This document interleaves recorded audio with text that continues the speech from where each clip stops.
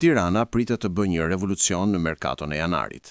Rezultatet negative dhe vendi i fundit në renditje kanë bërë që drejtuesit të fillojnë për të marrë masat. Për këtë arsye, disa lojtarëve u është bërë e ditur se nuk janë pjesë e planeve për të ardhmen në klub. Në këtë situatë kanë nisur edhe largimet e para. Ian Soler ishte i pari që njoftoi mbylljen e bashkëpunimit me kryeqytetasit. 30 vjeçari spanjoll ishte pjesë e bardhebluve edhe sezonin e kaluar, por nuk arriti të bindë me paraqitjet. Pas Soler, largimin e ka njoftuar edhe Hairullah Tola.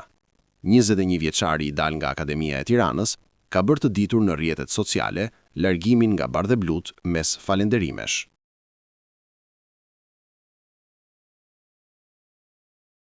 Tirana pritet të bëjë një revolucion në merkaton e janarit. Rezultatet negative dhe vendi i fundit në renditje kanë bërë që drejtuesit të fillojnë për të marrë masat.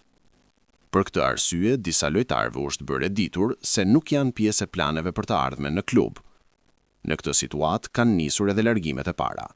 Ian Soler ishte i pari që njoftoi mbylljen e bashkëpunimit me kryeqytetasit. 30 vjeçari spanjoll ishte pjesë e bardhebluve edhe sezonin e kaluar, por nuk arriti të bindë me paraqitjet. Pas Soler, largimin e ka njoftuar edhe Hairullah Tola. 21 vjeçari i dal nga Akademia e Tiranës ka bërë të ditur në rrjetet sociale largimin nga bardheblut mes falenderimesh.